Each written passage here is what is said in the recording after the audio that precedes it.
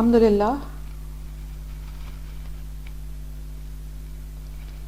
الحمد للہ والصلاة والسلام علی رسول اللہ وبعد اعوذ باللہ من الشیطان الرجیم بسم اللہ الرحمن الرحیم.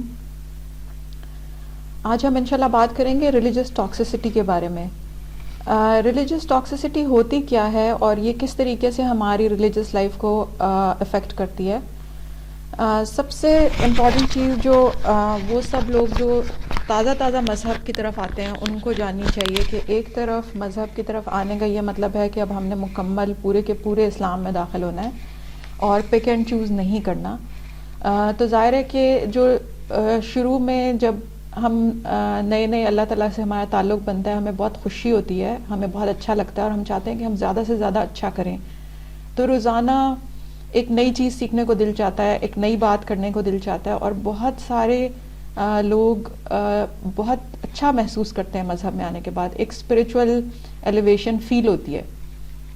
اس کے ساتھ ساتھ جو اس وقت سب سے بڑا چیلنج انسانوں کے سامنے ہوتا ہے جب وہ مذہب سے جڑتے ہیں وہ یہ ہوتا ہے کہ وہ کیسے اپنی پازیٹیوٹی کو برقرار رکھیں اور شیطان اگر انہیں مذہب کے نام پر کسی نیگیٹیوٹی کی طرف لے جانا چاہے تو وہ اس سے کیسے بچیں.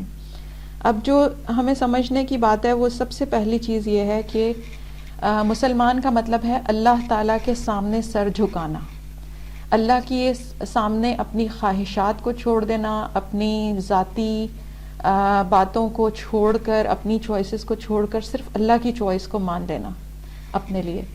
اس دوران کیا ہوتا ہے جب ہمارے سامنے یہ سب سے بڑا چیلنج ہوتا ہے کہ ہم نے ہر بات اللہ کی ماننی ہے تو شیطان کو اچھی طرح پتہ چل جاتا ہے کہ یہ انسان اب مذہب کی طرف آ چکا ہے, اب اس نے میری الٹے کاموں کی طرف دعوت نہیں سننی. تو وہ گریجولی آپ کے ساتھ وہ آپ کو وہ آپشنز دینا شروع ہو جاتا ہے جس میں پھنسنے کے آپ کے پاس زیادہ چانسز ہوں گے, آپ زیادہ ولنریبل ہوں گے اس کے لیے. اور اس کی مثال یہ ہے کہ وہ دیکھ لے گا کہ اب آپ نے گانے نہیں سننے, اب آپ نے فلمیں نہیں دیکھنی, اب آپ نے کوئی بھی اور غلط کام نہیں کرنے. تو وہ یہ سوچتا ہے کہ اب میں اس کو کسی اور کام پہ لگا دیتا ہوں, اور وہ کام یہ ہے کہ وہ آپ کے انتھوزیازم کو, آپ کے جذبے کو, آپ کی اللہ تعالیٰ کے مزید قریب ہونے کی خواہش کو یا جلد سے جلد زیادہ سے زیادہ قریب ہونے کی خواہش کو مس یوز کرتا ہے اور وہ آپ کو غلط رستوں پر لگا دیتا ہے.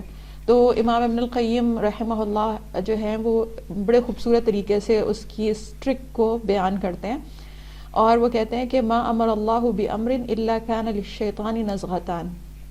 جب اللہ تعالیٰ کوئی بھی حکم دیتا ہے تو شیطان اس حکم میں انسانوں کو بہکانے کی کوشش کرتا ہے, اما تقصیر و تفریط, یا تو وہ انسانوں کو اس کام پہ لگا دیتا ہے کہ وہ کوتاہی اور غفلت کے ساتھ اللہ تعالیٰ کے وہ حکم پورے کرتے ہیں. جیسے ہم سے 5 نمازیں نہیں پڑھی جائیں گی, ہم سے اٹھا ہی نہیں جائے گا, ہم کہیں گے کہ اچھا پڑھتے ہیں نماز, اچھا اس کو لٹکاتے جائیں گے, بوجھ بناتے جائیں گے, اور دن کے آخر میں ساری نمازیں پڑھے بغیر بہت سارے لوگ سو جاتے ہیں. اور دوسرا چکر وہ ہمارے ساتھ چلاتا ہے وہ ہے وہ اما افراط و غلو, یا پھر وہ آپ کو مبالغہ اور بہت زیادہ اس کے پیچھے تھکنے پہ لگا دیتا ہے. اور وہ کہتا ہے کہ یہ دونوں شیطان کے ایسے ٹرک ہیں کہ غافل اور لاپرواہ بندے سے وہ پہلے والا کام لے لیتا ہے اور بہت جذبے والے متحرک انرجی سے بھرے ہوئے انسان کے لیے وہ دوسرا ٹریپ یوز کرتا ہے, اور وہ ہے غلو کا اور افراط کا, کہ اس نے پھر اتنی زیادہ عبادت شروع کر دینی ہے, اس نے پھر اتنا زیادہ حد سے آگے بڑھتے جانا ہے دین میں کہ اس نے دین کے احکام ہی بدل دینے. اب اس موقع پہ ہم نے سب سے امپورٹنٹ چیز جو یاد رکھنی کہ اسلام کا مطلب ہے اللہ کے حکم کے آگے سر جھکانا, نہ کہ اپنی خواہشات اور اپنے خیالات کے پیچھے سر پٹ بھاگنا شروع کر دینا. اب اللہ کے سامنے سر کیسے جھکائیں گے ہم کہ جہاں اللہ نے کہا ہے اتنا کریں, اور جہاں اس نے اجازت نہیں دی اس سے آگے نہ جائیں, اس سے کم بھی نہ کریں, اس سے آگے بھی نہ جائیں کہ ہم زیادتی کر بیٹھیں. اس کی مثال یہ ہے کہ نبی صلی اللہ علیہ وسلم کے زمانے میں کچھ لوگ آئے اور انہوں نے مسجد نبوی میں ٹھہرے رہے, تو نبی صلی اللہ علیہ وسلم کی عبادت, ان کے لوگوں کے ساتھ معاملات دیکھے, تو انہوں نے کہا کہ یہ تو اللہ کے نبی ہیں اور یہ تو اتنی سی عبادت کرتے ہیں, ان کے لیے تو پاسبل ہے, لیکن ہم نے اگر اتنی سی عبادت کی تو ہم تو پیچھے رہ جائیں گے, تو ہمیں زیادہ عبادت کرنی چاہیے. اپنی طرف سے وہ عبادت کا شوق لے کر آئے تھے، لیکن شیطان نے ان کو ایسا جھانسا دیا کہ وہ نبی صلی اللہ علیہ وسلم کی عبادت اور ان کے پاکیزہ معمولات کو کم سمجھنے لگے کہ یہ تو بہت تھوڑی عبادت ہے. تو پہلی گستاخی انہوں نے یہ کی. اس کے بعد وہ اللہ کے حکم سے آگے بڑھنے پہ شیطان نے ان کو لگا دیا. تو ان میں سے ایک کہنے لگا کہ میں تو ہمیشہ روزے رکھوں گا، میں کبھی افطار نہیں کروں گا، یعنی کہ میں زیادہ تر دنوں میں روزے سے رہوں گا، روزانہ روزے رکھوں گا. دوسرے شخص نے کہا کہ میں تو ہمیشہ رات کو جاگوں گا اور سوؤں گا نہیں، عبادت کیا کروں گا. اور ایک نے کہا کہ میں تو شادی نہیں کروں گا کیونکہ شادی کرنے سے انسان ظاہر ہے دنیاوی کاموں میں لگ جائے گا تو ذمہ داریاں پڑ جائیں گی، تو میں ہمیشہ عبادت کروں گا. نبی صلی اللہ علیہ وسلم نے ان کی یہ گفتگو سن لی اور ان کو سمجھ آ گئی کہ شیطان نے ان پر غلوب کا جال پھیلا دیا. تو انہوں نے ان سے کہا کہ جس شخص نے میری سنت سے منہ موڑا وہ مجھ سے نہیں ہے. میں روزہ بھی رکھتا ہوں اور افطار بھی کرتا ہوں، میں نے عورتوں سے شادی بھی کی ہے اور میں رات کو عبادت بھی کرتا ہوں اور کچھ وقت عبادت کے علاوہ سوتا بھی ہوں. اس سے ہمیں پتہ چلتا ہے کہ اللہ تعالیٰ کا پہلا احسان یہ ہے کہ اس نے ہمیں اسلام کی نعمت دی ہے، اور اللہ تعالیٰ کا دوسرا احسان یہ ہے کہ اس نے ہمیں ایک ایسی کتاب دی ہے جس کے اندر ہر چیز کھول کھول کر بیان کر دی گئی ہے، اور اب ہمیں کوئی بھی دین کے نام پر بے وقوف نہیں بنا سکتا. اور تیسرا اللہ تعالیٰ کا انعام یہ ہے جو اللہ تعالیٰ نے اپنی کتاب میں بھی ذکر کیا ہے کہ اللہ تعالیٰ نے ہمارے پاس رسول کریم صلی اللہ علیہ وسلم کی پیاری سیرت بھیجی ہے، جس کی وجہ سے ہمیں پتہ چل جاتا ہے کہ دین میں کیا کرنا ہے اور کیا نہیں کرنا، اور اس سے ہماری زندگی ایک سلیقے سے، ایک توازن سے، ایک ترتیب سے گزرتی ہے. تو اللہ تعالیٰ قرآن مجید میں سورہ آل عمران میں کہتے ہیں لَقَدْ مَنَّ اللَّهُ عَلَى الْمُؤْمِنِينَ إِذْ بَعَثَ فِيهِمْ رَسُولًا. اللہ تعالیٰ نے مومنوں پر کتنا بڑا احسان کیا ہے کہ ان کے اوپر ان کے پاس ان میں سے ایک رسول بھیجا ہے جو ان کو اللہ کی آیتیں پڑھ پڑھ کر سناتے ہیں، ان کا تزکیہ نفس کرتے ہیں، ان کو کتاب کی تعلیم دیتے ہیں اور ساتھ ساتھ حکمت کی. اور اس سے پہلے یہ لوگ بہت بڑی گمراہی میں، کھلی گمراہی میں پڑے ہوئے تھے. اس کا مطلب یہ ہے کہ نبی صلی اللہ علیہ وسلم کی موجودگی اور ان کا اسوہ حسنہ ہمارے لیے ایک بہت بڑی نعمت ہے اللہ کی، جسے تھام کر رکھنے کی ضرورت ہے. اس وقت میں جب ہر گروہ مذہب کا نعرہ لگا رہا ہے اور ہر گروہ کھینچا تانی کر رہا ہے، کوئی زبردستی آپ کو گستاخ بنانا چاہتا ہے، کوئی زبردستی آپ کو گستاخ کہہ کے مار دینا چاہتا ہے، کوئی زبردستی آپ کا حجاب اتار دینا چاہتا ہے، کوئی زبردستی آپ کو حجاب پہنا دینا چاہتا ہے. ایسے ٹائم میں مسلمان نوجوانوں کے لیے، خاص طور پر یوتھ کے لیے، لڑکیوں اور لڑکوں کے لیے ضروری ہے کہ وہ نبی صلی اللہ علیہ وسلم کی سنت کو مضبوطی سے تھام لیں، ان کی سیرت کو پڑھیں اور یہ دیکھیں کہ نبی صلی اللہ علیہ وسلم نے کیسے زندگی کے مختلف فتنوں کا مقابلہ کیسے کیا. ہماری زندگی میں کوئی بھی فتنہ ایسا نہیں ہے جو نبی صلی اللہ علیہ وسلم کے سامنے نہیں آیا تھا اور انہوں نے اس سے جنگ نہیں کی. تو ہمیں کسی اور کی ضرورت نہیں ہے، ہمیں نبی صلی اللہ علیہ وسلم کی سیرت کی ضرورت ہے. اور سلیقے، حسن اور توازن کو ہم اس وقت تک نہیں حاصل کر سکیں گے جب تک ہم اسلام پہ نبی صلی اللہ علیہ وسلم کے اسوہ کے مطابق عمل نہیں کریں گے. اپنے سے ایک آیت یا حدیث پکڑ لینا اور پھر اس کی بنیاد پر لوگوں کو کچھ نہ کچھ کہتے رہنا، یہ غلط طریقہ ہے. اللہ تعالیٰ قرآن مجید میں ایک اور جگہ پہ سورہ نحل میں فرماتے ہیں کہ اے نبی صلی اللہ علیہ وسلم انہیں اس دن کے بارے میں بتا دیجئے جب ہم ہر امت میں سے ایک گواہ لے کے آئیں گے. وَيَوْمَ نَبْعَثُ فِي كُلِّ أُمَّةٍ شَهِيدًا عَلَيْهِمْ مِنْ أَنفُسِهِمْ وَجِئْنَا بِكَ شَهِيدًا عَلَى هَؤُلَاءِ. ان کو اس دن کے بارے میں خبردار کر دیجئے جب ہم ہر امت کے لیے ایک گواہ لے کر آئیں گے اور آپ اپنی امت کے گواہ ہوں گے. اور اس وقت کیا ہوگا کہ رسول اللہ کو بتائیں گے کہ یا اللہ ہم نے ان تک پیغام پہنچا دیا تھا، یہ جو چینجز وغیرہ کیے، یہ جو کچھ بھی کیا یہ ان لوگوں نے کیا ہے، یہ ہم نے نہیں ان سے کہا تھا کہ یہ کرنا. تو اللہ تعالیٰ فرما رہے ہیں کہ ساتھ ایک تو اللہ تعالیٰ نے رسول صلی اللہ علیہ وسلم کو آپ کے پاس بھیجا ہے، دوسری بات وَنَزَّلْنَا عَلَيْكَ الْكِتَابَ تِبْيَانًا لِكُلِّ شَيْءٍ وَهُدًى وَرَحْمَةً وَبُشْرَى لِلْمُسْلِمِينَ. اور ہم نے آپ پر ایک کتاب بھی نازل کی ہے جو ہر چیز کو کھول کر بیان کر دیتی ہے، اور ہدایت ہے اور رحمت ہے اور بشارت ہے مسلمانوں کے لیے.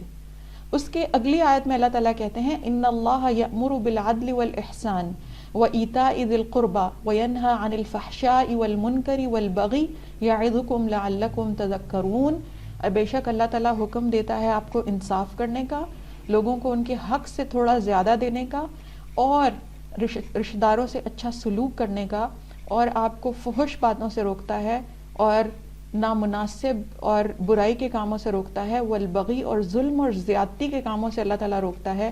اللہ تعالیٰ آپ کو خود یہ نصیحت کر رہا ہے تاکہ شاید کہ آپ نصیحت حاصل کریں۔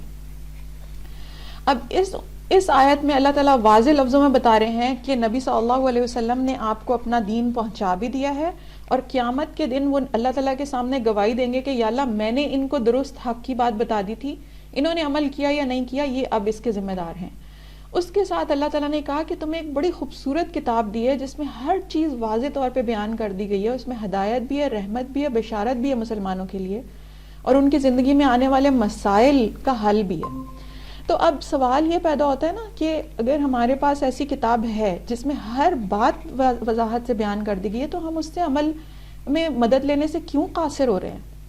ہونا تو یہ چاہیے کہ جب اتنی پیاری کتاب اور اتنے پیارے نبی صلی اللہ علیہ وسلم ہمارے پاس موجود ہوں، اور اللہ کی طرف سے آئی ہوئی وہی ہمارے پاس موجود ہو، تو ہماری زندگیوں میں سکون ہو، محبت اور رحمت ہو، ہدایت ہو۔ لیکن آئے دن ہمارے معاشرے میں ایسے ہولناک واقعات ہو رہے ہیں جس کی وجہ سے سمجھ ہی نہیں آتا کہ مسلمان خود ایک افواہ پھیلا کر کسی دوسرے مسلمان کو اینٹوں اور کلہاڑیوں اور پتہ نہیں کس کس چیز کے وار کر کے کیسے قتل کر دیتے ہیں۔ موب لنچنگ اگر کسی جاہلیت کے معاشرے میں ہو تو سمجھ میں آتی ہے، لیکن ایک مسلمان معاشرے میں ہو رہی ہے، اور فریکوینٹلی نبی صلی اللہ علیہ وسلم کے نام پر اور مذہب سے گستاخی کے نام پہ ہو رہی ہے۔ یہ کیوں ہو رہی ہے؟ اس کی وجہ یہ ہے کہ ہم مذہب میں آتے ہیں تو ہم یہ سمجھتے ہیں کہ پردہ کر لیا، داڑھی کر لی، نماز پڑھ لی، اس سے ہم مذہبی ہو جائیں گے، اور ہم بغی سے نہیں رکتے، ظلم اور زیادتی کے کاموں سے ہم نہیں رکتے۔ اس وجہ سے یہ مسئلہ ختم ہونے کی بجائے دن بدن بڑھتا چلا جا رہا ہے۔ نبی صلی اللہ علیہ وسلم نے جہاں آپ کو بے حیائی سے روکا، اللہ تعالیٰ نے جہاں آپ کو بے حیائی اور برے کاموں سے روکا، وہاں ظلم اور زیادتی سے بھی روکا۔ ہمارے لوگ ظلم اور زیادتی کو برائی ہی نہیں سمجھتے، وہ سمجھتے ہیں کہ اچھا ٹھیک ہے، اگر ایک بندہ مارا گیا تو چلو غلط فہمی میں مارا گیا، اگلا دن شروع ہو جاتا ہے۔ کسی کو پرواہ نہیں ہے کہ ایک انسانی جان اتنی میزریبل طریقے سے اس دنیا سے گئی ہے، ہم اس کے لیے کچھ بات کریں۔ دسمبر میں ہم نے اپنے ملک میں آنے والے ایک فیکٹری مینیجر کو قتل کر دیا، صرف اس وجہ سے کہ وہ اپنے ورکرز کو کہتا تھا کہ وہ ایمانداری سے کام کریں، اور شاید ورک لوڈ زیادہ ہو گیا ہوگا ان کے اوپر، چلے کچھ بھی ہوا تھا، لیکن اس انسان کے اوپر انہوں نے گستاخی کا الزام لگایا، اس کے بعد اس کو جس طریقے سے مارا گیا، ایسے کبھی کوئی نارمل مائنڈ کے لوگ نہیں مار سکتے۔ یہ وہی انتہا پسند ہیں جن کے بارے میں اللہ تعالیٰ نے قرآن مجید میں صاف لفظوں میں بتا دیا ہے کہ ان کے اندر بیماری ہے، اور وہ ہے ریلیجس ٹاکسیسٹی، جس کو غلوب کہتے ہیں، اور غلوب سے نبی صلی اللہ علیہ وسلم نے ہمیں خبردار کیا ہے، قرآن نے خبردار کیا ہے کہ ظلم اور زیادتی کے کام یعنی حد سے آگے بڑھنے کو غلوب کہتے ہیں۔ قرآن میں اس کے لیے مختلف الفاظ استعمال ہوئے ہیں، جیسے بغی بھی غلوف کے لیے ہی ہے، حد سے آگے بڑھنا، اسی طرح مبالغہ کرنا اسلامی احکام کے اندر، اور اسی طریقے سے جو دوسرے الفاظ دین میں استعمال ہوئے ہیں جو اسی قبیل سے ہیں، اس میں نبی صلی اللہ علیہ وسلم نے کہا کہ بعض لوگ جو ہیں وہ اوور تھنکنگ کر کر کے اتنے باریک مسائل لے کر آئیں گے کہ آپ حیران رہ جائیں گے کیا سوچتے رہتے ہیں، اور اس کو نبی صلی اللہ علیہ وسلم نے تنطع کہا۔ ایک اور جگہ پہ نبی صلی اللہ علیہ وسلم نے تعمق کا لفظ بھی استعمال کیا، انہوں نے کہا کہ کچھ قومیں بعد میں ایسی آئیں گی جو دین کے اندر اتنی اوور تھنکنگ اور بال کی کھال نکالیں گی کہ وہ دین سے یوں نکل جائیں گے جیسے تیر کمان سے نکل جاتا ہے، دین سے وہ دور چلے جائیں گے۔ جب آپ تیر کو پھینکتے ہیں تو کمان سے وہ کتنی دور چلے جاتا ہے، تو وہ ہوں گے تو دین سے، لیکن پھر آخر کار وہ دین سے باہر نکل جائیں گے۔ اسی طرح نبی صلی اللہ علیہ وسلم نے فرمایا ایاکم والغلو فی الدین، دین میں غلو کرنے سے بچنا، فإنہ اہلک من کان قبلکم، کیونکہ اس غلو نے ہی تم سے پہلے لوگوں کو ہلاک کر دیا، تم سے پہلی قوموں کو ہلاک کر دیا۔ سوال یہ پیدا ہوتا ہے کہ پہلی قومیں کس طرح ہلاک ہوئی تھی؟ اس کے بارے میں اللہ تعالیٰ نے قرآن مجید میں فرمایا ہے واضح لفظوں میں سورہ المائدہ میں کہ اللہ تعالیٰ کہتے ہیں قُلْ يَا أَهْلَ الْكِتَابِ لَا تَغْلُوا فِي دِينِكُمْ غَيْرَ الْحَقِّ وَلَا تَتَّبِعُوا أَهْوَاءَ قَوْمٍ قَدْ ضَلُّوا مِنْ قَبْلُ وَأَضَلُّوا كَثِيرًا وضلوا عن سواء السبیل، اے اہل کتاب اپنے دین میں، اے محمد صلی اللہ علیہ وسلم ان سے کہہ دیجئے کہ اے اہل کتاب اپنے دین میں مبالغہ اور زیادتی نہ کرو، حد سے آگے نہ بڑھو، اور حق کو چھوڑ کر لوگوں کی ذاتی خواہشات کے پیچھے مت پڑو، کیونکہ یہ کام اس سے پہلے لوگ بھی کر چکے ہیں جو خود بھی بہک چکے ہیں اور دوسروں کو بھی بہکا چکے ہیں اور سیدھی راہ سے ہٹ گئے ہیں. یعنی اللہ کے سیدھے رستے میں ان کے لیے اللہ کا سیدھا راستہ کافی نہیں ہوتا، ان کا دل چاہتا ہے کہ کچھ اور کریں اور بڑھ کے کریں. اور اس کے بارے میں اللہ تعالیٰ کہہ رہے ہیں لعن الذین کفروا من بنی اسرائیل علی لسان داود وعیسی ابن مریم ذلک بما عصوا وکانوا یعتدون. بنی اسرائیل میں سے کفر کرنے والے، دین کو چھوڑ دینے والے لوگوں پر اللہ تعالیٰ نے حضرت داؤد علیہ السلام اور حضرت عیسیٰ ابن مریم علیہ السلام کی زبانی بھی ان پہ لعنت کروائی گئی اللہ تعالیٰ کی طرف سے، اس لیے کہ وہ لوگ نافرمانی کرتے تھے اور حد سے آگے نکل جاتے تھے. جو اللہ کا حکم ہے اس کو چھوڑ کر اس سے بھی آگے چل پڑتے تھے. اور اللہ نے فرمایا ان کی دوسری صفت یہ تھی کہ وہ جو برے کام کرتے تھے کانوا لا یتناہون عن منکر فعلوہ لبئس ما کانوا یفعلون، وہ ایک دوسرے کے برے کاموں سے روکتے نہیں تھے ایک دوسرے کو، اور جو کچھ بھی کرتے تھے وہ بہت برا تھا. اب اس وقت ہماری قوم کے ساتھ جو حالت ہو رہی ہے وہ یہ کہ کچھ لوگ ہیں جو حد سے آگے بڑھتے چلے جا رہے ہیں، اور کچھ لوگ ہیں جو ان کو روکنے کی بجائے، ان کا سب سے بڑا مسئلہ اس ٹائم کیا ہے کہ وہ کہتے ہیں بور ہو رہے ہیں اب اور کیا کریں، اور وہ کہتے ہیں کہ کوئی کون سی وائرل ویڈیو آ گئی ہے، اور اتنی آسانی سے لوگ بیٹھے ہوئے ہیں جیسے کرنے کا کوئی کام ہے ہی نہیں اس قوم کے لیے ان کے پاس. اچھا بھلا علم حاصل کیا اس کے بعد گھر بیٹھ گئے، کسی کو کچھ نہیں سمجھانا، برائی کو برائی نہیں کہنا، اچھائی کو اچھائی نہیں کہنا. تو ہم سب اس ٹائم ایک شدید خطرے میں، جو لوگ اللہ کے دین سے آگے نکل کر برائی کر رہے ہیں وہ تو کر رہے ہیں، اور جو روک نہیں رہے وہ بھی پھنسیں گے. کیونکہ ہمیں صاف لفظوں میں پتہ ہے کہ بنی اسرائیل کے ساتھ یہی ہوا تھا، کچھ لوگ روکتے نہیں تھے اور کچھ لوگ جو تھے وہ برائیاں کرتے چلے جاتے تھے. تو ایک بات یاد رکھیے کہ کسی بھی قوم میں ظالم بہت تھوڑے ہوتے ہیں. وہ پہلا ظالم جس نے پہلا وار کیا ہوگا، جس نے پہلے افواہ پھیلائی ہوگی کہ اس نے گستاخی کی ہے، وہ پہلا ظالم تو ظالم تھا، لیکن اس کے ارد گرد کھڑے خاموشی سے تماشا دیکھنے والے، جس نے کبھی بھی اس کو مرنے سے بچایا ہی نہیں، اور جس نے مزید وار کیے اور شامل ہو گیا، یہ سب برابر کے گناہ گار ہیں. تو جو گونگے شیطان ہیں، جو انیبلرز ہیں، ابیوزرز ہوتے ہیں ہر قوم میں، لیکن یہ تھوڑے ہوتے ہیں. اتنا سنگ دل ہر کوئی نہیں ہوتا، یہ انتہائی سنگ دل لوگ تھوڑے ہوتے ہیں.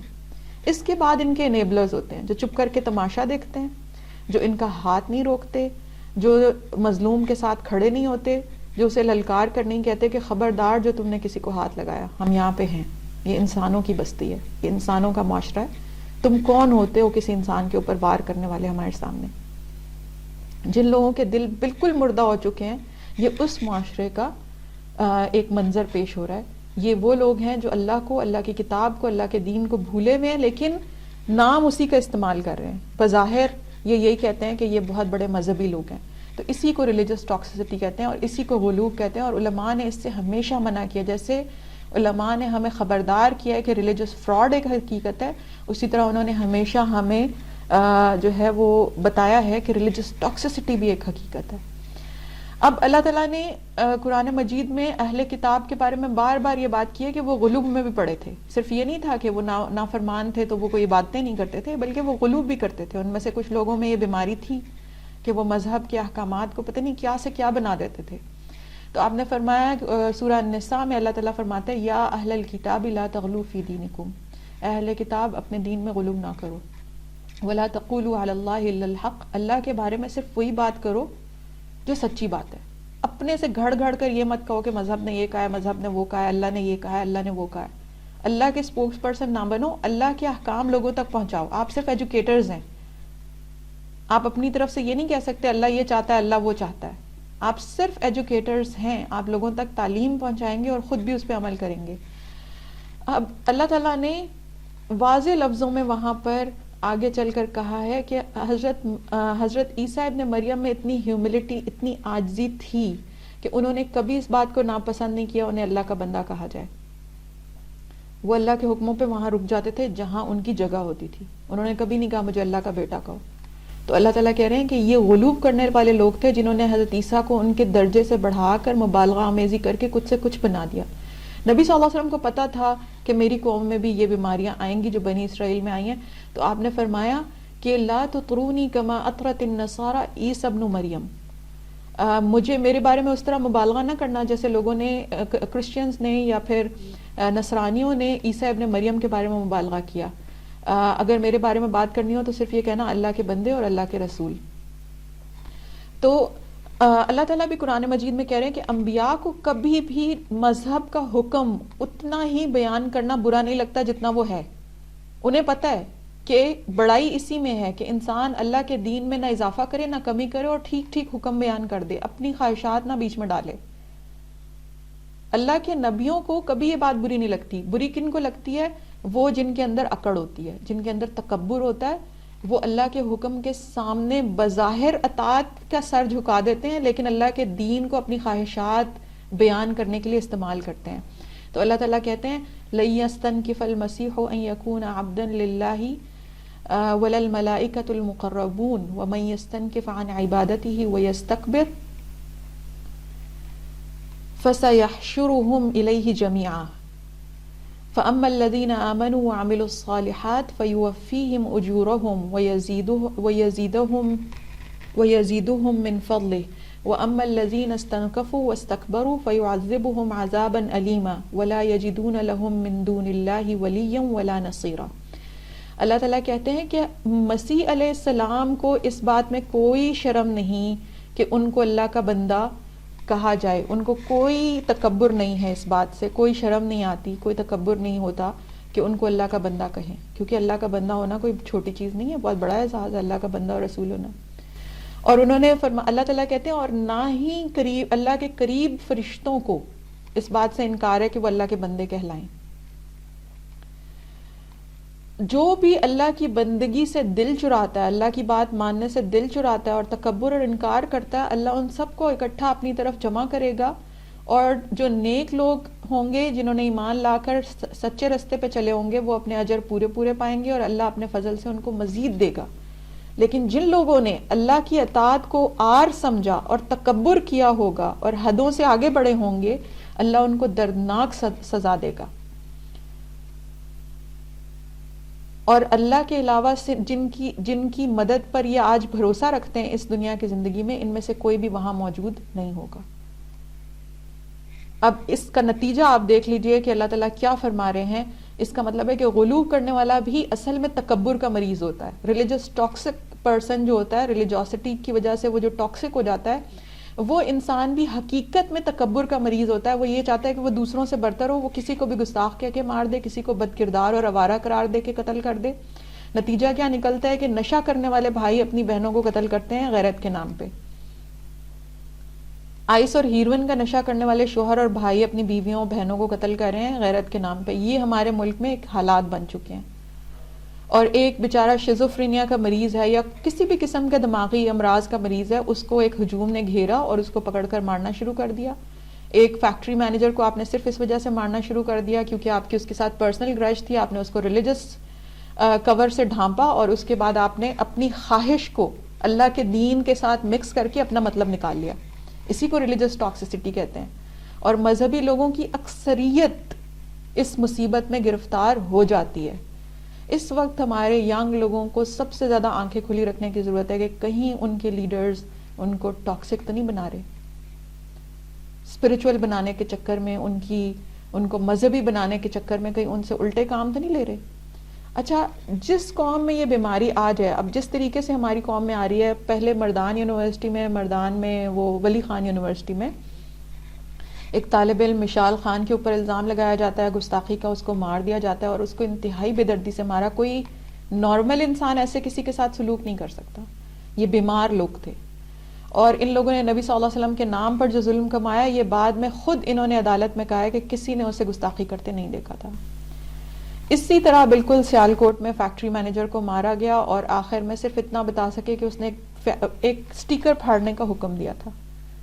ان ظالموں کو اگر ہم نے نہیں روکا تو کل کو یہ مذہبی تنظیمیں آپ کے ماتھے پہ اپنا سٹیکر لا کے چپکا دیں گی, اور اگر آپ اسے اتاریں گے کہ یہ میرا ماتھا ہے, تم یہاں سٹیکر نہیں چپکا سکتے, تو وہ کہیں گے کہ آپ گستاخ ہیں اور وہ آپ کے قتل کا فرمان جاری کر دیں گے. یہ نتیجہ نکلے گا ہمارے چپ رہنے کا. اور یہ ہو رہا ہے. تعلیمی اداروں میں نے کام کیا ہے, میں نے یوتھ کو پڑھایا ہے. میرے پاس پڑھنے والے لوگوں میں زیادہ تر ٹین ایج سے لے کر 25 سال کی عمر تک کے لوگ ہوتے ہیں. میں پچھلے 10 سے 12 سال سے ان لوگوں سے ڈیل کر رہی ہوں, یونیورسٹی لیول پہ, کالج لیول پہ. میرے پبلک لیکچرز میں بزرگ عمر کی خواتین آتی ہیں, ان میں اتنی انتہا پسندی نہیں ہے جتنی یوتھ میں ہے جو نئے نئے دین کی طرف آئے ہوتے ہیں. بڑی عمر کی خواتین میں تو اتنی سستی ہے کہ 5 ٹائم کی نمازیں بھی نہیں. 50 سال کی عمر ہو گئی ہے لیکن 5 ٹائم کی نمازیں بھی نہیں پڑھی کبھی لگ کر پورا ہفتہ. تو ان میں تو اتنی سستی ہے, وہ تو دنیا میں بھول چکی ہیں دین کو. لیکن ینگ لوگوں کے اندر چونکہ دین کا جذبہ ہوتا ہے, ان میں انرجی ہوتی ہے, شیطان ان کو بہترین طریقے سے اس میں ٹریپ کرتا ہے. اس طغیان اور بغی کے بار بار اور غلو کے بار بار نتیجے نظر آ رہے ہیں ہمارے معاشرے میں. یہ ٹیل ٹیل سائنز ہے. یہ واقعات, ایک واقعہ دسمبر میں ہوتا ہے, 2 مہینے بعد ابھی ہو جاتا ہے. اس سے پہلے لاہور میں واقعہ ہوا, ایک لڑکی کے پیچھے لگ گئے, اسے مارنا پیٹنا شروع کر دیا. بھائی جو جیسا ہے آپ اسے حکمرانوں کے ذمہ ہاتھ لگائیں, اس کو پولیس کے پاس دیں, اور جو وہ کریں گے, عدالت جانے, پولیس جانے. ہمارے لوگوں نے یہ سوچ لیا کہ وہ سب کچھ خود ہیں. انہوں نے انویسٹیگیشن بھی خود کرنی ہے, انہوں نے جو ہے وہ مجرم گرفتار بھی خود کرنے ہیں, اور اس کے بعد جج بن کر ان کو لٹکانا بھی خود ہے. اس کا نتیجہ کیا نکل رہا ہے؟ یہ جو واقعات بار بار ہو رہے ہیں, اس کا مطلب یہ ہے کہ میں اور آپ بھی اب اس قوم کی کشتی میں سوار ہیں, اور اگر یہ ڈوبی تو ہم بھی ڈوبیں گے. It's a warning sign. جو لوگ پرانی قوموں کے حالات سے واقف ہیں, جو لوگ اللہ تعالیٰ کی شریعت سے واقف ہیں, وہ جانتے ہیں کہ اٹس اے وارننگ سائن کہ آپ بھی ان کے ساتھ, اس معاشرے کے ساتھ ڈوب سکتے ہیں. یہ جو کچھ کر رہے ہیں ہم بھی ڈوبیں گے اگر ہم نے نہ روکا. اور اسی لیے مجھے اس موضوع پہ بولنا ضروری تھا. دسمبر والے موضوع پہ میں اس لیے بات نہیں کر سکی کہ میری والدہ کی طبیعت بہت زیادہ خراب تھی اس وقت, اور پھر بعد میں ان کی وفات ہو گئی تھی. تو اس وجہ سے اللہ تعالیٰ ان کو جنت الفردوس میں جگہ دے, اس وجہ سے ہم اس موضوع پہ بات نہیں کر سکے. لیکن یہ موقع ہے کہ مذہبی لوگوں کو اپنی آنکھیں کھولنی ہوں گی, اپنی تنظیموں میں, اپنی جماعتوں میں, اپنے حلقات میں, اپنے دروس میں. اگر آپ انتہا پسندانہ رجحان رکھنے والوں کو دیکھیں تو ان کو وارن کریں, ان کو جگائیں اس خواب غفلت سے جس میں وہ پڑے ہوئے ہیں. جب سیالکوٹ کے مینیجر کا واقعہ ہوا اور میں نے کہا کہ کوئی بھی, نبی صلی اللہ علیہ وسلم نے فرمایا, حدیث میں آتا ہے, من قتل معاہدن, جس نے کسی معاہدے کے تحت اسلامی ریاست میں آنے والے شخص کو قتل کیا, وہ جنت کی خوشبو بھی نہیں پائے گا. تو مجھے لوگوں نے کہا کہ نہیں وہ کسی معاہدے کے تحت تو نہیں آیا تھا, وہ اہل ذمہ میں سے نہیں تھا. میں نے کہا کم از کم اہل ایمان میں سے, تو اہل امان میں سے تو تھا, کم از کم ہم نے اس کو پروٹیکشن کا وعدہ تو کیا ہوا تھا. اسی لیے وہ اپنی فیملی کو چھوڑ کر رزق کمانے ادھر آیا تھا. اور کاش کہ وہ یہاں سے اسلام کا تحفہ لے کر جاتا, وہ یہاں سے موت کا تحفہ لے کر گیا. کبھی ہم نے یہ سوچا ہے کہ اتنے ٹاکسک لوگ ہمارے معاشرے میں موجود ہیں کہ اگر آپ ایک مظلوم کی مظلومانہ موت کی مذمت کریں تو لوگ اس میں مذہبی فقہی منہ شگافیاں لے کر بیٹھ جاتے ہیں. اور مجھے حدیث یاد آتی ہے, نبی صلی اللہ علیہ وسلم نے کہا ہلک المتنطعون. نبی صلی اللہ علیہ وسلم نے کہا کہ یہ جو باتیں بناتے ہیں نا بڑی بڑی اور بال کی کھال نکالتے ہیں, یہ ہلاک ہو چکی ہیں. ایک اور جگہوں پر انہوں نے کہا کہ سرسارون متشدقون متفحقون, یہ جو منہ بھر بھر کے باتیں کرتے ہیں, منہ پھاڑ پھاڑ کے باتیں کرتے ہیں اور بڑے خود کو سمجھدار سمجھتے ہیں اور دریدہ دہن لوگ ہیں, یہ مارے گا جا چکے ہیں. واضح لفظوں میں نبی صلی اللہ علیہ وسلم نے ہمیں ان لوگوں کے بارے میں جو ہے وہ وارننگ دی ہے. اسی طرح ان لوگوں کو سب سے زیادہ شک ہوتا ہے کہ جو جس سیٹ پر بیٹھا ہوا ہے نا, جو جہاں ذمہ دار ہے, وہ اپنا کام نہیں کر رہا. سب سے زیادہ شک میں مبتلا یہ لوگ ہوتے ہیں. ان کو لگتا ہے کہ اسلامک اسٹڈیز کی جو ٹیچر ہے نا, اس کا کوئی ہڈن ایجنڈا ہے. میں کئی مرتبہ یہ کہہ چکی ہوں کہ میں جب یوتھ کو اسلامک اسٹڈیز پڑھاتی ہوں, پہلی کلاس لیتی ہوں, تو پہلے کچھ لوگوں کو شک ہوتا ہے کہ میم قادیانی تو نہیں ہے. پھر جب ان کی تسلی ہو جاتی ہے کہ میم قادیانی نہیں ہے, تو پھر دوسری فکر انہیں لگ جاتی ہے میم شیعہ تو نہیں ہے. پھر جب ان کی تسلی ہو جاتی ہے کہ میم شیعہ بھی نہیں ہے, تو پھر ان کو کوئی اگلی فکر لگ جاتی ہے. اور آخر میں جب انہیں پتہ چل جاتا ہے کہ میں اہل حدیث ہوں, تو پھر ان کو اور طرح کی خارش شروع ہو جاتی ہے. تو ایک قوم ہے جو یہ سب حرکتیں کر رہی ہے, اور مجھے پتہ ہے اسلامک اسٹڈیز کے ہر ٹیچر اور ریلیجن کا ہر اسٹوڈنٹ جانتا ہے کہ اس طرح کے لوگ آتے ہیں. تو میں ان کو کہتی ہوں شکی مسلمان. ان کو دوسروں کی نماز پہ شک ہے کہ دوسرے کی نماز نہیں ہوئی, دوسرے کے وضو پہ شک ہے کہ دوسرے کا وضو ہی نہیں ہوا, دوسرے کے ان کے اوپر شک ہے کہ یہ اپنی ایمانداری سے اپنا کام نہیں کرا, دوسرے کی دولت نظر آ گئی تو کہتے ہیں سب چور ہیں, چوری سے دولت کمائی ہے, ہر کوئی چور ہے, جو امیر ہے وہ چور ہے. اس کے بعد اگلا شک یہ نہیں ہوتا ہے کہ حکمران اپنا کام نہیں کرتے اور پولیس کبھی بھی گستاخوں کو گرفتار نہیں کرے گی. بھائی پولیس کے اندر بھی نبی صلی اللہ علیہ وسلم کے امتی بیٹھے ہیں, ان کی بھی آنکھوں میں آنسو آ جاتے ہیں اپنے نبی کے بارے میں کوئی غلط بات سن کے, لیکن قانون انہیں یہ سکھاتا ہے کہ اپنے جذبات پہ کنٹرول رکھنا ہے, اس بندے کو پکڑ کے بند کرنا ہے, تفتیش کرنی ہے, اس کے بعد چلان بنانا ہے, اس کے بعد مقدمہ عدالت میں جائے گا, پھر جج دیکھے گا کیا ہوگا. انہوں نے نعرہ نہیں مارنا اور انہوں نے جا کر گن نہیں چلانی. ان کو جو گن دی گئی ہے اس کے ساتھ رسپانسبلٹی دی گئی ہے. اس کے بعد اگلا الزام یہ ججوں اور عدالتوں پہ جاتے ہیں اور یہ عدالت میں جا کے اگلے بندے کو مار کے آ جاتے ہیں.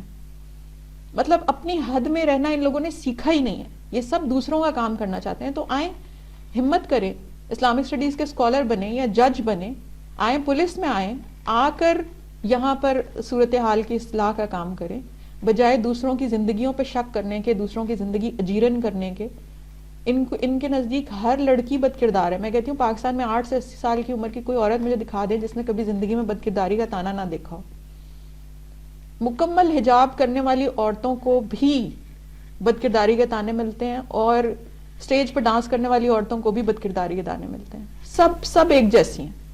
اس معاشرے میں کسی کی عزت کوئی باقی رہنے دی ہے ان ریلیجسلی ٹاکسک لوگوں نے؟ کوئی عزت نہیں ہے,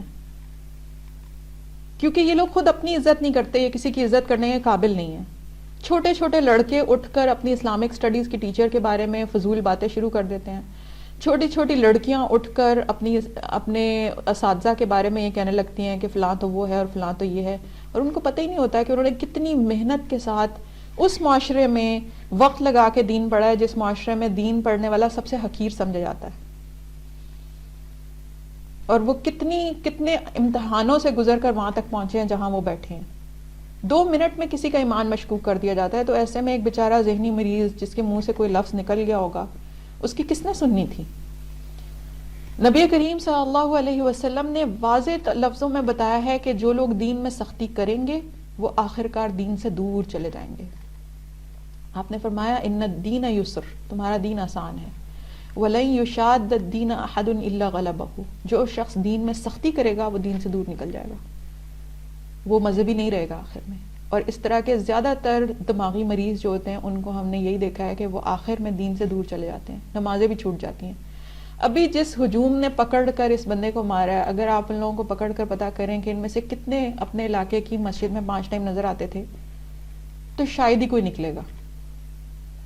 عمل کے لحاظ سے یہ لوگ بالکل خالی ہوتے ہیں, خود ان سے 5 نمازیں بھی نہیں پڑھی جاتی, اور دوسروں کے اوپر یہ شک کرتے ہیں, شبہات لے کر آتے ہیں, دوسروں کی ریپوٹیشن خراب کرنے کی کوشش کرتے ہیں. تو نبی صلی اللہ علیہ وسلم کہتے ہیں کہ یہ دین ان کے لیے حسرت بن کے رہ جائے گا, یہ نہیں عمل کر سکیں گے. اور طغیان اور بغی کا یہی نتیجہ نکلتا ہے. اگر ہمارے معاشرے کے لوگوں نے ان ظالموں کو نہیں روکا, ریلیجس فراڈ تو کر رہے ہیں نا, پیر اور بابے کر رہے ہیں کرامتوں کے نام پر, وہ تو ایک مصیبت ہے, لیکن ریلیجس ٹاکسسٹی اس سے ایک بڑی مصیبت ہے.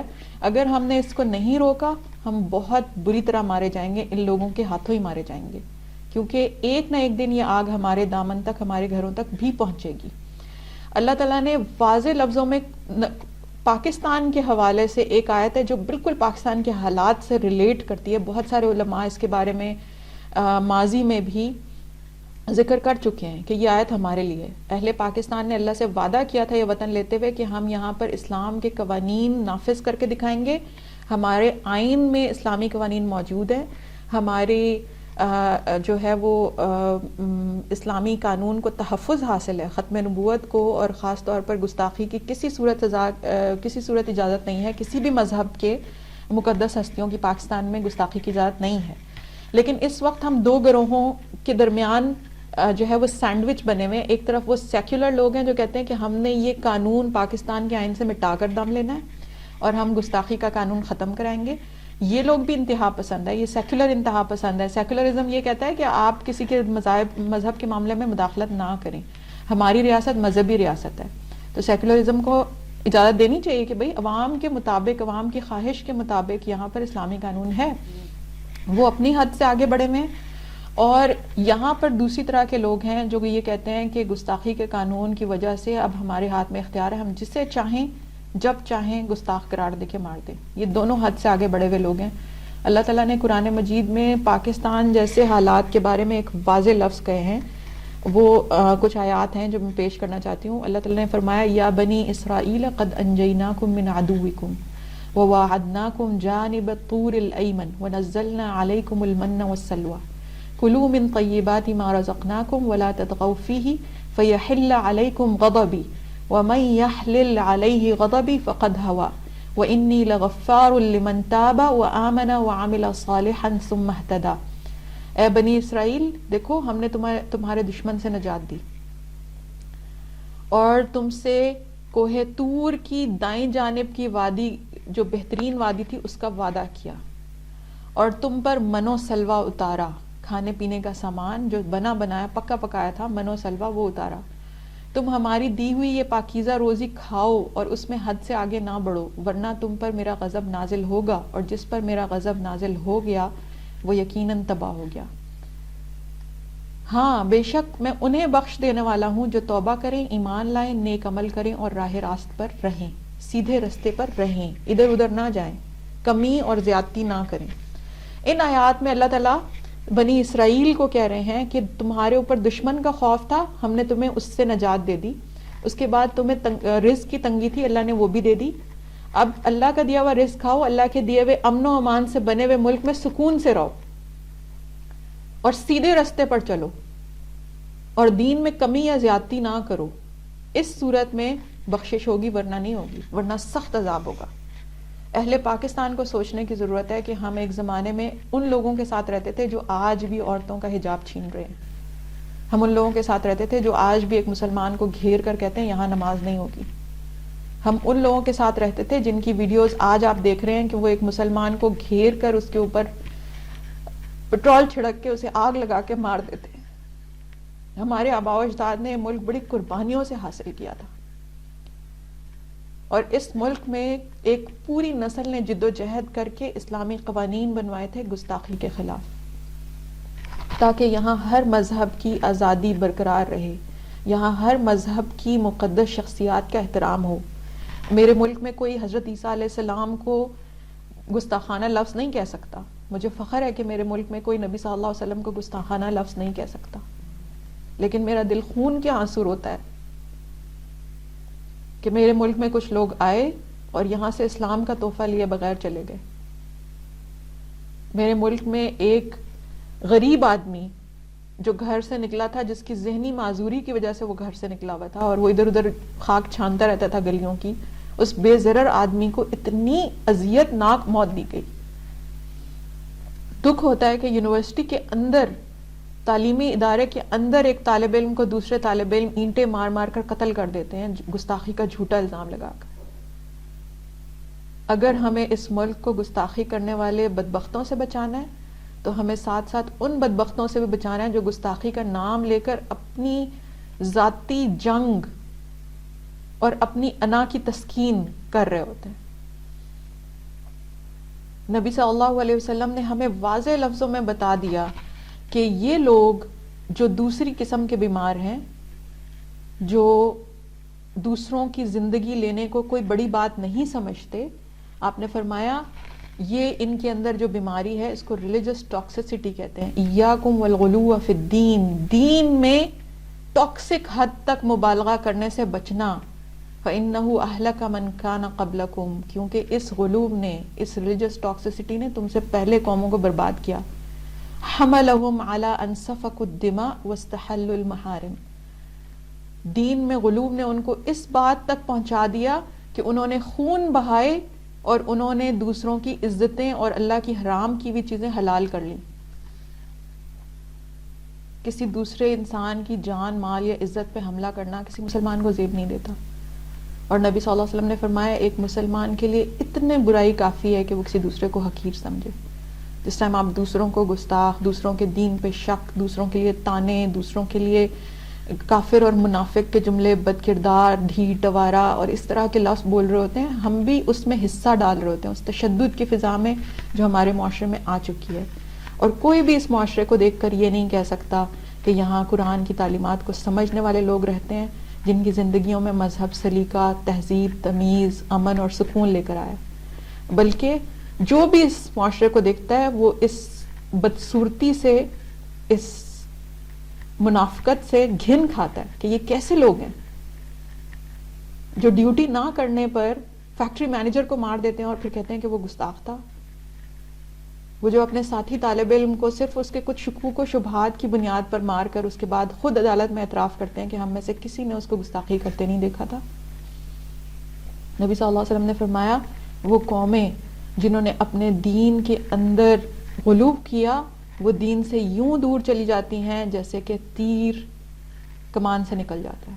اس سے پہلے کہ پاکستانی قوم کے لیے تیر کمان سے نکل جائے ہمیں بولنا پڑے گا، ہمیں روکنا پڑے گا، اور اگر چند لوگوں کو اپنی جان کا نذرانہ بھی پیش کرنا پڑے اس حماقت اور پاگل پن کو روکنے کے لیے تو ہم ضرور کریں گے. جس نسل نے محنت اور ہمت کر کے گستاخی کا قانون بنوایا تھا اور قانون توہین مقدسات جیسا تحفہ ہمیں دیا تھا، اب اس نسل کا قرض چکانے کا وقت ہے. اور ریلیجس ٹاکسسٹی کو روکنے کے لیے اگر ہماری پوری نسل کو اپنی جی جان لڑا کر تبدیلی لانی پڑی تو انشاءاللہ ہم لائیں گے. میری آپ سب سے ریکویسٹ ہے کہ آپ سب اس جنگ میں حصہ لیں، آپ سب دونوں طرف کے ظالموں کو بے نقاب کریں، وہ جو گستاخی کروانا چاہتے ہیں اور وہ جو گستاخی کرنے والوں کا الزام لگا کر ہر کسی کو مارنے کو نکلے ہوئے. ان دونوں قسم کے پاگلوں کا مقابلہ کرنے میں جو ہے وہ اپنی قوم کی مدد کریں. پاکستان کے اندر اگر اسلامی قوانین کسی بھی صورت ہار گئے تو دونوں سمتیں برابر کے ذمہ دار ہوں گی، اور ہم لوگ ان گونگے شیطانوں میں گنے جائیں گے جو خاموشی سے کچھ بھی برا ہوتے ہوئے دیکھتے رہتے ہیں اور ان کو کوئی اثر ہی نہیں پڑتا. اور خدا نخواستہ ایسا وقت نہ آئے کہ ہماری نسلوں کو اس ملک سے اس لیے ہجرت کر کے جانا پڑے کہ یہاں تشدد، ظلم، قتل اس حد تک بڑھ چکا ہے کہ نبی صلی اللہ علیہ وسلم کے الفاظ میں ان لوگوں نے اللہ کی حرام کردہ جان اور مال کو بھی حلال کر لیا. اس کے ساتھ آپ لوگوں کا بے حد شکریہ، آپ لوگوں نے اپنا وقت نکالا اور آج تشریف لائے. اب اگر آپ لوگوں کے کوئی سوال ہیں تو آپ پوچھ سکتے ہیں. آپ دوبارہ اپنا سوال دہرائیں گی؟ سوری یہ ریکارڈ نہیں ہو سکا. بہت اچھا سوال ہے.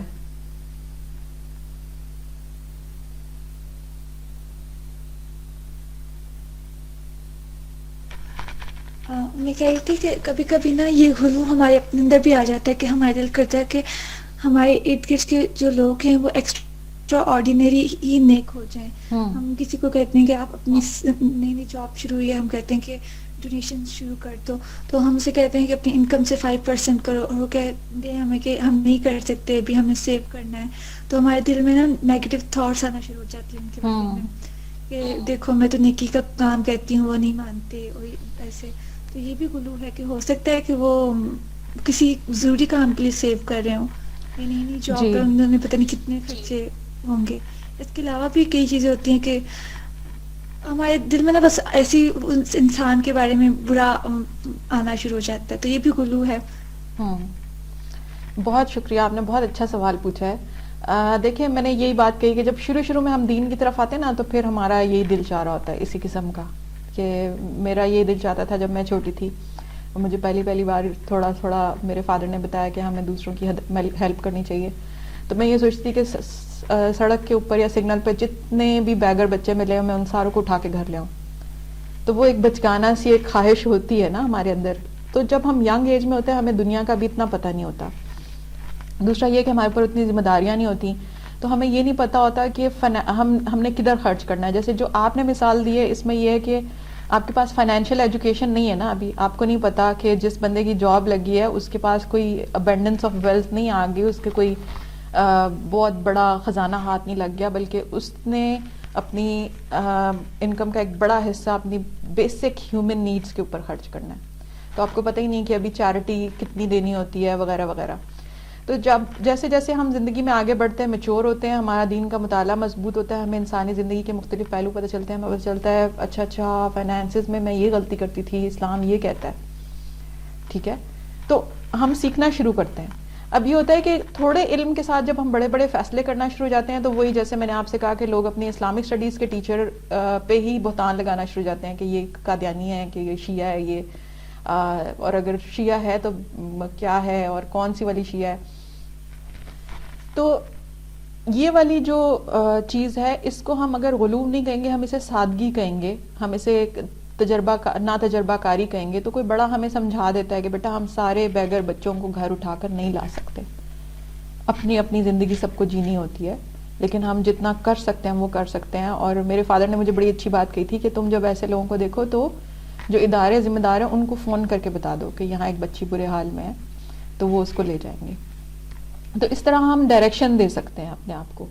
اس کے ساتھ یہ کہ اپنے دین کے علم میں اضافہ کریں. جیسے ہم نے ایک چھوٹی سی مثال دی تھی اس سے پہلے بھی ریلیجس، آپ کو پتہ ہے کہ میں نے اسپریچول ابیوز کے اوپر کئی سیشنز کیے تھے. تو اسپریچول ابیوز کے ایک سیشن میں نے مثال دی تھی کہ اگر آپ نے کسی دینی دعوتی پروگرام کے اندر کھڑے ہو کر پانی پی لیا نا، آپ کھڑی لیکچر دے رہی ہیں، اسلامک اسٹڈیز کا لیکچر دے رہی ہیں، آپ کو پتہ ہے کہ ٹیچر نے بعض کا 3 گھنٹے مستقل کھڑے ہو کے کلاسز لی ہوتی ہیں، 3 سے 4 گھنٹے کوئی مبالغہ نہیں ہے اس ٹائم ٹیچرز پر جو ورک لوڈ ہوتا ہے. تو اس میں اس نے کھڑے اب پانی پی لیا، کیونکہ بے شک میرے سامنے 60 سے 70 اسٹوڈنٹس کی کلاس ہوتی لیکن میرے لیے کوئی چیئر نہیں وہاں رکھی ہوتی. آپ کو بھی پتا ہے، آپ نے دیکھی ہوئی ہیں کلاسز. تو وہاں کھڑے پانی پی لیا تو کوئی ینگ جو ابھی دین کی طرف لڑکی آئی ہے وہ کہے گی کہ یہ کیسی اسلامی اسٹڈیز کی ٹیچر ہیں، انہوں نے کھڑے ہو کے پانی پی لیا. ہماری جو سینئر فرینڈ ہیں ڈاکٹر کنول کیسر صاحبہ، وہ بھی تھیں اس سیشن میں، اور انہوں نے بھی کہا کہ ہاں ان کے ساتھ یہ ہو چکا ہے کہ انہوں نے کھڑے پانی پیا لیکچر دینے کے دوران، تو ان کو اس بات پہ تنقید کا نشانہ بنایا گیا. ایسے لوگ ہم سے ملتے ہیں، روز ملتے ہیں. تو وہ یہ ہے کہ کبھی کبھی ناتجربہ کاری ہوتی ہے، کبھی کبھی وہی میں کہتی ہوں شکی مسلمان، شیطان نے شک تو ڈالنے ہیں نا ہمیں ایک دوسرے کے بارے میں. میں کہتی ہوں کہ پتہ نہیں اقصا میرا درس تو سننے آ جاتی ہے لیکن پتہ نہیں ہے ویسے کیسی، اور اقصا کہتی ہیں کہ میم درس تو دیتی ہیں لیکن پتہ نہیں ہے کیسی. شیطان ہمارے دماغوں میں ایک دوسرے کے بارے میں خیال ڈالتا رہتا ہے، تو وہ تھوڑا شکی مسلمان میں آ جاتا ہے. اب یہ ہے کہ جیسے جیسے آپ آگے دین کا علم حاصل کرتے ہیں ینگ ایج کے بعد، آپ کو پتہ چلتا ہے کہ اچھا نیکی تو میں کر سکتی ہوں، لیکن اسلام بھی یہ کہتا ہے کہ 2% چیریٹی از انف. 2.5% چیریٹی آپ نے اگر زکوٰۃ دے دی ہے تو اب آپ کی باقی ساری دولت حلال ہے، چاہے وہ اربوں میں ہے چاہے وہ کھربوں میں ہے. اور ارب پتی ہونے کا یہ مطلب نہیں ہے نیسیسریلی کہ کسی نے ڈاکہ مارا ہے یا کوئی چور ہے. اور دوسروں کی دولت کو چوری کی دولت کہنے والوں کی اپنی چوریاں پکڑی جا رہی ہیں، تو وہ پھر ہمیں ایک ٹائم کے ساتھ سمجھ آ جاتا ہے. لیکن میں اس کو یہ نہیں کہوں گی کہ وہ غلو ہے، یعنی آپ یہ کہیں کہ اب وہ سادگی ہے، نیکی کے شوق میں ہم ایک سادگی میں بات کر دیتے ہیں. اگر کوئی فائنانسز کو سمجھتا بھی ہے پھر بھی وہ کسی دوسرے کو زبردستی کر رہا ہے کہ تم اتنا پیسہ ضرور دو، تو وہ پھر ریلیجس فراڈ میں یا ریلیجس ٹاکسٹی میں واقعی آتا ہے. جیسے آپ کو پتہ ہے کچھ تنظیمیں ہیں جو کہتی ہیں کہ جو بھی ہمارا رکن بنے گا وہ اتنی سالانہ ہمیں اتنا سالانہ چندہ ضرور دے گا. تو وہ یہ نہیں کہتے کہ مثال کے طور پر 2 لاکھ ہمیں دیں، وہ یہ کہتے ہیں کہ آپ کی جو ٹوٹل ویلتھ ہے اس کا اتنے % آپ ہماری جماعت کو ضرور دیں. قادیانی جماعت اس بارے میں مشہور ہے کہ وہ اپنی ویلتھ کا اپنے جو ممبرز ہوتے ہیں ان کی ویلتھ کی ٹوٹل % کے اوپر ان سے چندے لیتے ہیں، اور بڑے مہنگے داموں ان کو پلاٹ دیتے ہیں. موت سے پہلے ان کو قبر کا پلاٹ بڑے مہنگے داموں ملتا ہے. تو اس طرح کی ریلیجس آرگنائزیشنز ہیں. بہرحال قادیانی ایک مذہبی کلٹ ہے، ٹھیک ہے، تو وہ ریلیجن کے نام پر ہی لوٹ رہے ہیں. اگر کوئی فائنینشلی ویل انفارمڈ ہے اور وہ پھر یہ کر رہا ہے تو لازمی بات ہے کہ وہ غلو کر رہا ہے. اور جب بچے اور چھوٹے لوگ ایسی بات کریں تو وہ ان کی ناتجربہ کاری ہے، میچورٹی ہے، ہم صرف ہنس کے اسے اگنور کر دیتے ہیں. اب جنہوں نے مجھ پہ یا کسی پہ بھی اعتراض کیا کہ کھڑے ہو کر پانی کیوں پیا، میں نے ان کو بتایا، میں نے کہا آپ ذرا ٹیچر کی جگہ پہ کھڑے ہو کر دیکھیں. اس نے تھوڑا سا حلق تار کرنا ہوتا ہے، کلاس روم میں 8 پنکھے چل رہے ہیں، اس نے لیکچر دینا ہے، اس کا گلا خشک ہو رہا ہے اور اس کے پاس بیٹھنے کے لیے کوئی چیئر نہیں ہے، تو وہ کیا کرے؟ وہ پی سکتی ہے. اور نبی صلی اللہ علیہ وسلم نے کھڑے ہو کر پانی پیا ہے. صحیح مسلم کی حدیث، بلکہ پورا ایک چیپٹر ہے باب الشرب قائمن، کھڑے ہو کر پانی پینے کا باب. تو اس کا یہ ہے کہ ہم اس طرح کے چھوٹے چھوٹے شبہات جو اٹھتے ہیں ان کا ہم جواب دیتے رہتے ہیں، لیکن کبھی کبھی انسان تنگ آ جاتا ہے کہ ہر بات میں ایک شبہ لے کر کچھ لوگ آ جاتے ہیں، اور وہ واقعی ٹاکسیسٹی میں آتا ہے. I hope I have answered your question. جی جزاک اللہ. وعلیکم.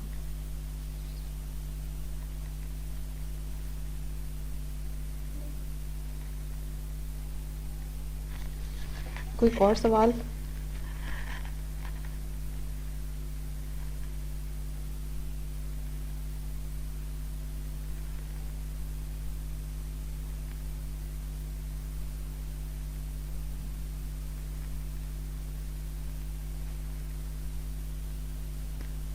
میں نے اس واقعے کی تفصیلات نہیں ذکر کی کیونکہ اتنی ڈسٹربنگ ہے کہ کوئی انسان ان کو بیان کر ہی نہیں سکتا.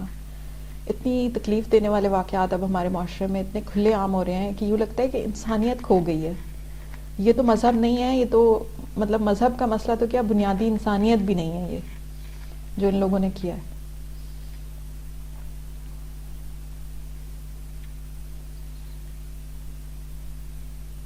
لاسٹ ٹائم جو واقعہ ہوا تھا نا میم، تو وہ بہت زیادہ وائرل ہوا تھا. یہ والا واقعہ تو مجھے تھوڑا بہت خود بھی پتہ ہے کہ اتنا وائرل نہیں ہوا، نیوز چینل میں بھی کوریج نہیں ملے. مجھے تو اب یہ لگ رہا ہے کہ جیسے یہ چیزیں نارمل ہونا شروع ہو گئی ہیں نا. ایسا ہی ہوتا ہے ہوتا تھا جب لوگ شوق ہوتے تھے. سوری جی آپ کہیں. نہیں میں مائک بند کر رہی تھی. اوکے. اصل میں یہی والا مسئلہ ہے کہ جب یہ واقعات بہت زیادہ ہونے لگ جائیں گے تو پھر ہمیں حد سے بڑھنا نہیں لگے گا. یہ کوئی ایک واقعہ نہیں ہے، پچھلے چند مہینوں میں دیکھیں آپ بھیانک طریقے سے قتل کے کتنے واقعات آئے ہیں. تو انسانی جان کی کوئی حرمت نظر نہیں آتی پاکستان میں. کوئی کسی کو گھر میں گھس کے مار رہا ہے، کوئی کسی کو ہاسٹل میں مار کر لاش لٹکا رہا ہے اور اسے خودکشی کا رنگ دے رہا ہے. انسانی جان کا قتل اب ایک نارم بنتا جا رہا ہے. ہم اسے خانوں میں تقسیم کر رہے ہیں. جو میں نے سیشن کیے ہیں ان میں سے ایک سیشن میں نے کیا ان خواتین پر جنہیں ان کے شوہر نے تشدد کر کے گھر میں مارا، انیبلرز والا جو سیشن تھا، لیکن وہ بھی تو قتل تھا. تو قتل ہمارے معاشرے میں ایک عام سی چیز بن رہی ہے، اور یہی بات نبی صلی اللہ علیہ وسلم نے کہی. جو لوگ دین میں غلو کرتے ہیں وہ آخر کار لوگوں کے خون بہانے لگتے ہیں کثرت سے. سفکو کا مطلب ہوتا ہے زیادہ کثرت سے خون بہانا. ایک تو ہوتا ہے کہ آپ نے کسی مجرم کو پھانسی دے دی، قتل کر دیا، کوئی غیرت کے قتل ہو رہے ہیں، کوئی گھر میں تشدد کر کے ڈومیسٹک وائلنس کا قتل ہو رہا ہے. مرنے والا کون ہے؟ وہی مظلوم انسانی جان. چہرے بدل جاتے ہیں. اور بچوں کا قتل تو ہمارے معاشرے میں شاید لوگوں نے اپنے اوپر فرض کر لیا ہے. ہر روز ایک بچے کے قتل کی خبر آتی ہے، ہر تیسرے روز کوئی خوفناک خبر آتی ہے بچوں کے بارے میں. تو آپ یہ دیکھیں کہ بچے اور پھول ایک ایسی چیز ہے جسے دیکھ کر ہر کوئی رک جاتا ہے اور ان اللہ تعالیٰ کی جو بنائی ہوئی تخلیق ہے اس کو ایڈمائر کرتا ہے. اگر کچھ لوگوں کو بچے بھی اس معاشرے میں صحیح سے اگر نہیں رہ رہے، اور پاکستان بچوں کے لیے خطرناک ترین ملکوں میں آتا ہے، تو آپ اس سے سوچ لیں گے یہاں پر انسانیت اور مذہب کے کیا حالات ہو چکے ہیں. صرف اپنے ملک کی تعریفیں کرنے سے کچھ نہیں ہوگا، ہمیں اپنے ملک کے حالات پر حقیقت پسندانہ نظر بھی ڈالنی پڑے گی. ٹھیک ہے، ہم بہت عظیم قوم ہے اور ہم اسلام کا قلعہ ہے، لیکن اسلام کے قلعے کے اندر ٹاکسیسٹی بہت زیادہ ہو گئی ہے، اور یہ اسلام کے قلعے کو زیب نہیں دیتی. جذبہ ہے مسلمانوں میں، لیکن آپ دیکھیں گے 5 وقت نماز کا اگر پوچھیں تو سارا جذبہ جھاگ کی طرح بیٹھ جاتا ہے. جتنے لوگ اس غریب آدمی کو مارنے کے لیے اکٹھے ہو گئے، جتنے لوگ فیکٹری مینیجر کو مارنے کے لیے اکٹھے ہو گئے، اتنے کبھی آپ کو فجر کی نماز میں نظر نہیں آئیں گے. ریلیجیس ٹاکسیسٹی کی دوسری سائڈ یہ ہوتی ہے کہ یہ لوگ عمل سے فارغ ہوتے ہیں. اپنی بہنوں کو غیرت کے نام پہ قتل کرنے والے شاید ہی کبھی مسجد میں قدم رکھتے ہوں. تو یہ حالت جو ہے یہ بہت خطرناک حالت ہے. اور آپ نے جیسے کہا کہ یہ اب معمول بنتا جا رہا ہے، کیونکہ کس کس قتل کو روئیں، آپ کی آنکھیں خشک ہو جاتی ہیں نا، کس کس ظلم کے اوپر آنسو بہائیں.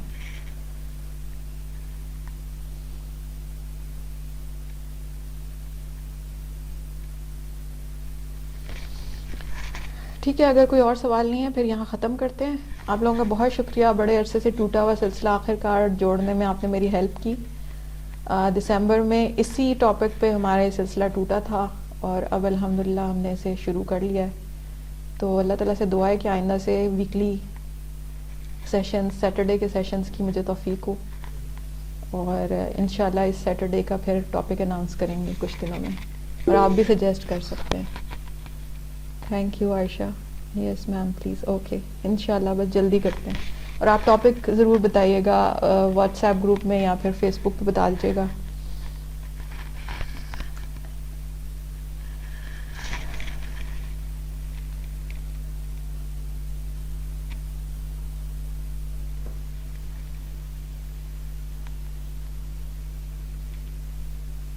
گڈ، انشاءاللہ کرتے ہیں. وَإِيَّاكُمْ وَإِيَّاكُمْ. چلیں یہاں ختم کرتے ہیں. سب مجھے دعاؤں میں یاد رکھیے گا اور میں انشاءاللہ آپ کو دعاؤں میں یاد رکھوں گی. اوکے، اللہ حافظ.